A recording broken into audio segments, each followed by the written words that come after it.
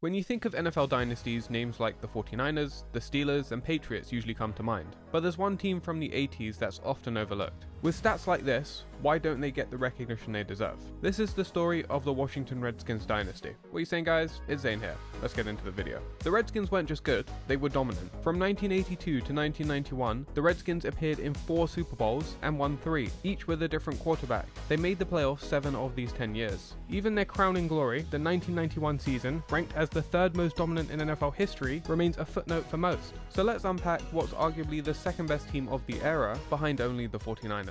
Whether you see them as a dynasty or not, let's not get hung up on that point. In my opinion, what makes a dynasty isn't super clear anyway. But what is clear is that the Redskins were a powerhouse who are severely underrated. Entering the decade in 1980, owner Jack Kent Cooke said, "I think we can win the Super Bowl this season." That confidence was thanks to a promising 1979 season, led by the Coach of the Year Jack Pardee. The Redskins missed the playoffs by 1 point as they lost to Dallas in a nail-biter. Yet despite that promise, Cooke's prediction was pretty bold. The team hadn't been to the Super Bowl since 1972 and hadn't won a title since 1942. In the end, 1980 turned out to be literally the opposite of 1979. The Coach of the Year was now looking like the coach of the couch. The offense fell from 10th to 25th. As the Washington Post put it, instead of dreaming about the Super Bowl, the Redskins are wondering where their next touchdown might come. That was thanks to the abrupt retirement of John Riggins following contract disputes. Without him, the offense looked lost, so a change was needed. January 5th, 1981, Jack Pardee was fired. 8 days later, the Redskins took a chance on Chargers offensive coordinator Joe Gibbs. One of Gibbs' first moves was to get Riggins back.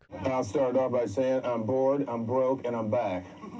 Unfortunately, he wasn't enough to prevent an 0-5 start. Gibbs was part of the prolific Air Coryell offense in San Diego, but it wasn't working in Washington, so Gibbs adapted, and therein lies the brilliance of Joe Gibbs. He wasn't married to a particular system. He knew how to change the offense to utilize the strengths of the team. He had just convinced Riggins to come out of retirement, so why not use him some more? Riggins would go on to rush for more yards in his 30s than in his 20s. With some adjustments, the team managed to turn it around, winning 8 of their last 11 games. The 5,600 yards of total offense was the highest ever for a Redskins team. The times, they are a-changin'. 1982 would be turbulent, though. In week 1 facing the Eagles, the Redskins limped into the 4th quarter, down 27-14. But 17 unanswered points made this a game. One of the eventual stars of the season, kicker Mark Mosley, booted a 48-yard field goal to send it to overtime, where he proceeded to kick the game winner. The following week, John Riggins rushed for 136 yards as the Redskins cruised to a 2-0 record. But then, the players went on strike, which put the season on hold from September 21st to November 17th, 1982. Despite that disruption, it had little effect on the team. Quarterback Joe Theismann got a Pro Bowl nod and threw for over 2,000 yards. Charlie Brown led the team with 8 touchdowns, which was 2nd in the NFL, and Art Monk amassed 447 yards. Nothing special, but he would emerge as a Hall of Fame piece as the years went on. On the ground, John Riggins improved from 47 yards per game to 69 yards per game, in large part thanks to his offensive line, nicknamed the Hogs. While the Hogs were still young at this point, they were already formidable. All of this helped the Redskins finish off the remainder of their games 6-1. But the strangest thing to happen this season wasn't the strike. Kicker Mark Mosley, who made a record 23 consecutive field goals, became the first and likely only kicker ever to win MVP. While the offense would get their credit as the years went on, be that the Hogs, Diesel, the Posse, the defense that ranked number 1 that season should not be forgotten. The Redskins flew by the Lions and the Vikings in the playoffs, but they'd face their toughest opponent in the NFC Championship.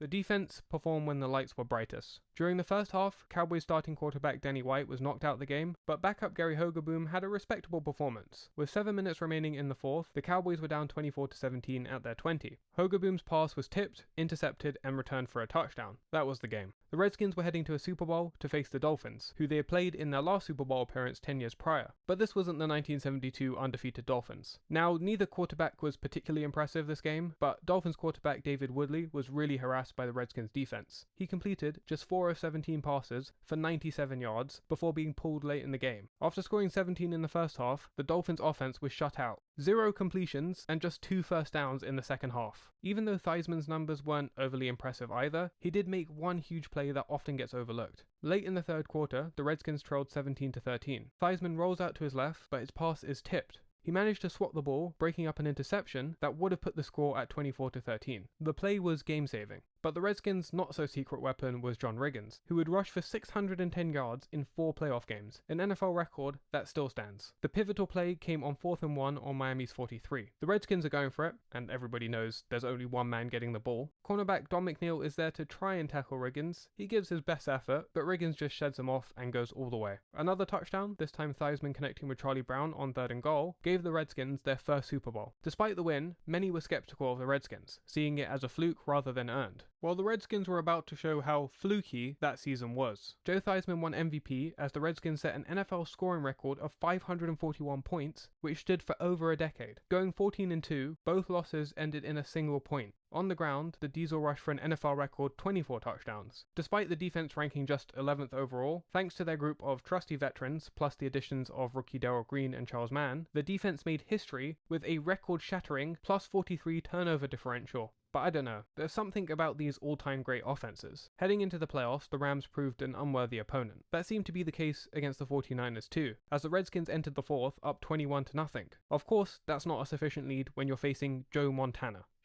He tied it up with 7 minutes left. But the Redskins marched down the field, taking the clock down with them. They managed to set up a 25-yard field goal with 44 seconds left. The problem was, Mr. Reliable Mark Mosley had not been so reliable as of late. He had already missed 4 field goals that day. He would make this one though, and there wasn't enough time for the 49ers. Yet when it came to the Super Bowl, they were embarrassed by the Raiders. They lost 38-9. All those records for nothing. I really think if they won back-to-back Super Bowls, especially with that offense in 1983, they would have been remembered as one of the greatest teams ever. It's hard to come close to a season that they just put up, so the offense did take a step back the next season, but they still rank 3rd, with Theismann throwing almost 3,400 yards, and Riggins bulldozing his way to another 1,000-yard season. They would end up reaching the divisional round, but they got bounced by the Chicago Bears, a team on the rise. 1985 would be a transition year for the team, as several key players had their final dance. Riggins, now 36, had clearly left it all on the field as he rushed for just 677 yards. It would get even harder when Joe Theismann infamously broke his leg, ending his career. That left the #1 offense just 2 years prior sinking to 20th. But they have Joe Gibbs, the master of adaptation. Backup Jay Schrader would take over and won 4 of the remaining 5 games, but the Redskins would miss the playoffs. Jay Schrader was the starter entering 1986 and became the first 4,000-yard passer in Redskins history. That helped the offense rise from 20th to 9th, with 2 receivers breaking the 1,000-yard mark. The defense also finished 9th. Dexter Manley led the way with 18.5 sacks, and Charles Mann had 10.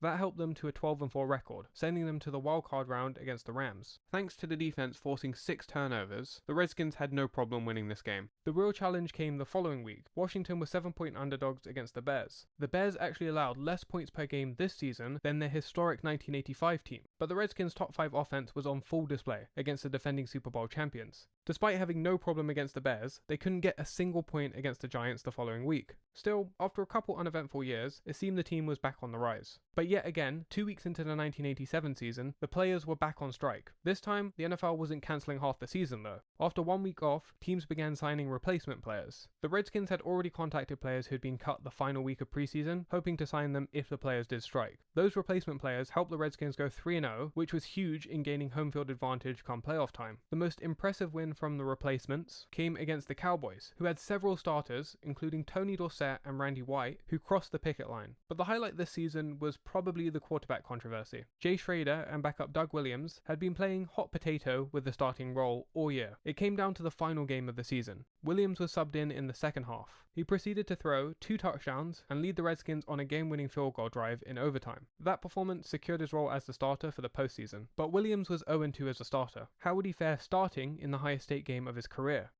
Yeah, fine. The best play of the game actually came on a kick return, as Darrell Green took it 50 yards while injuring his rib on the play. On to Minnesota. Williams didn't have a great game. He went 9 of 26 for 119 yards. However, the biggest play came when Minnesota went for it on 4th and 4 in the red zone. With Gibbs on his knees, all he could do was pray. Here's the call on 4th down and 4 for the Redskins 6. They send Leo in motion through to the right.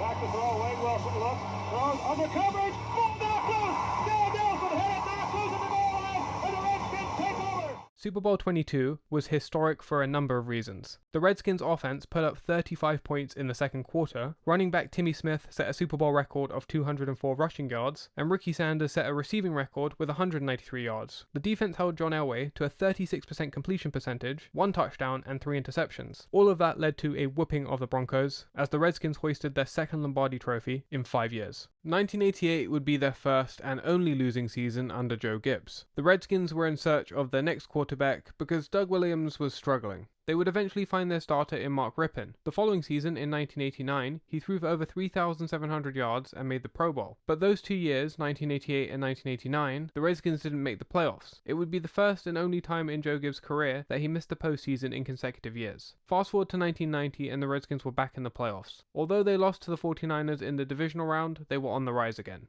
To once again emphasize how good the Redskins were during this period, they only missed the playoffs 3 times, had 1 losing record, and won 10 plus games every other year. Entering 1991, Mark Rypien was the undisputed starter. The Redskins returned to their peak form, finishing 14-2. Joe Gibbs had saved his best for last. The Athletic ranked this team as the 3rd most dominant of the last 50 years. And this team has the best DVOA of all time. Rypien shined with the deep ball, but nobody benefited more than Gary Clark, who caught 10 touchdowns for an average of 45 yards per touchdown. Rypien also had plenty of time to cock back his arm, given the Hogs gave up 9 sacks all season. That's 7th best all time. And the defense held opponents to 14 points a game. Entering the first round of the playoffs, the Redskins were hosting the Falcons, who they already blew out in the regular season, but the weather was terrible, so it kind of leveled the playing field. Even though they didn't dominate like they did in their first matchup, the Redskins had no problem handling the Falcons, even with the weather. They were onto the Lions in the NFC Championship. On the first play of the game, Charles Mann strip sacks the quarterback. Yeah, it was just the first play of the game, but the game was basically over at this point. They were set to face the Bills in Super Bowl 26. MVP Thurman Thomas had to this point averaged 4.8 yards per attempt in the playoffs, yet the Redskins held him to 13 yards on 10 attempts. In the air, the Bills found no success as well. Jim Kelly threw 4 interceptions and was sacked 5 times. The Redskins, on the other hand, threw 2 touchdowns, rushed for 2, as they won 37-24, handing the Bills their 2nd straight Super Bowl loss. Now, 1992 wasn't as impressive as the prior year. The Redskins limped into the playoffs with a 9-7 record. They did manage to beat the Vikings, but they lost to the 49ers the following week. But the real shocker was when Joe Gibbs retired, and in doing so, sparked a painful drought that the team is still trying to get out of. Although, they're looking better now with that new rookie quarterback.